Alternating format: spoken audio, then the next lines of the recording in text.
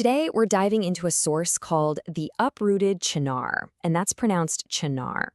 We're going to explore a really pivotal and, frankly, a very dark chapter in the history of Kashmir. Our focus is on the Sultanate era, specifically the reign of one ruler whose actions would set in motion the first major forced exodus of the indigenous Pandit community from their ancestral homeland. So, who was at the center of this storm? A man named Sultan Sikandar Miri, who ruled from 1389 to 1413. He actually earned himself a chilling nickname, Batshigan, which literally translates to the idol breaker. But here's the thing, his crusade wasn't just his own idea. He was heavily influenced by a couple of key figures who were really pushing him toward this idea of religious purification. You could say there were two main forces shaping Sikandar's policies. On one hand, you had Sayyid Muhammad Hamadani, a hardline missionary who was pushing this purification agenda from the outside. But on the other hand, and this is a crucial detail, you had Suhabata.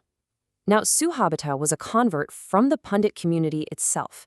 He turned against his own people with this incredible convert zeal, and he ended up becoming one of the most ruthless enforcers of the entire campaign.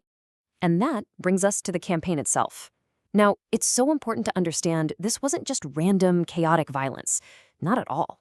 This was a calculated, systematic effort to erase every single visible symbol of the indigenous Hindu faith, a faith that had defined the Kashmir Valley for literally thousands of years. The destruction was just meticulous.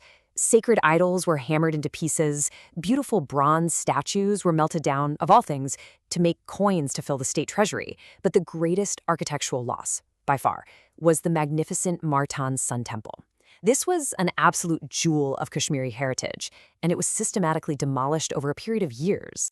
To really get a sense of the sheer scale of all this, we can turn to the words of Jonra Rasha, a Kashmiri historian who actually lived through this period. Just imagine that. He wrote that the air grew thick with smoke from burning shrines. It paints this absolutely devastating picture of a culture quite literally going up in flames. But you know, the assault wasn't just on stone and metal. It was a direct attack on the people themselves. After the campaign to erase the symbols of the faith came the brutal campaign to erase its followers. So the Pandits were given this stark ultimatum, and honestly, there were no good options. None. You could convert and give up your faith. You could pay the jizya, a religious tax that was set at absolutely ruinous levels. You could flee and abandon everything you've ever known, or you could defy the order and face torture and certain death. It was a truly impossible choice. And for those who defied the edict, well, the price was horrific.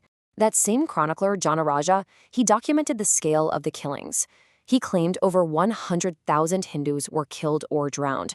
In fact, one site in Srinagar, near Dal Lake, became so infamous for these mass killings that it earned the name Butta Mazar, which translates to the graveyard of Pandits. So, faced with this relentless persecution, with their temples in ruins and their lives under constant threat, the Pandits were really only left with one viable choice for survival: flight.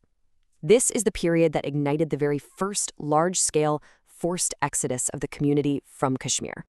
And you have to understand, this wasn't a single event. It wasn't something that just happened overnight. We're talking about a sustained period of terror that lasted about 15 years.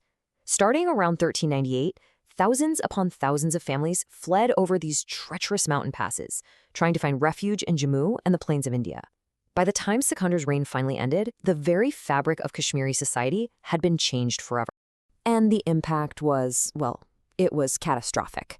According to John Raja, in some parts of the valley, the devastation was so absolute that the entire thriving Pandit population was reduced to just 11 families.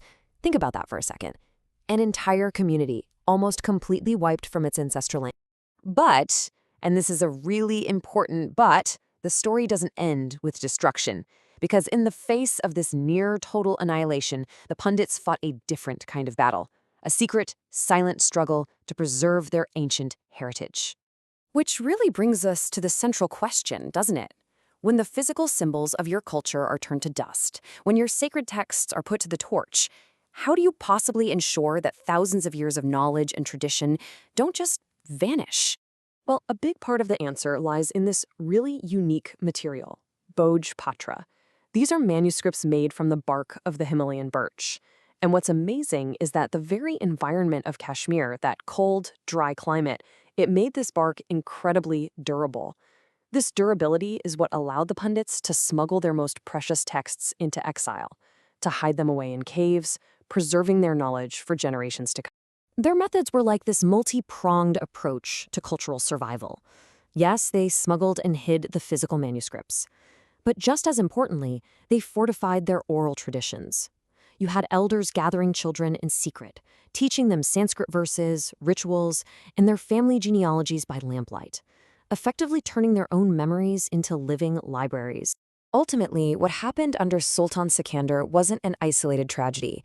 This was the first of 7 major exoduses the pundit community would have to endure. It set a heartbreaking pattern of displacement for sure, but it also stands as this powerful, powerful testament to a community's unyielding will to make sure its ancient heritage would never, ever be extinguished.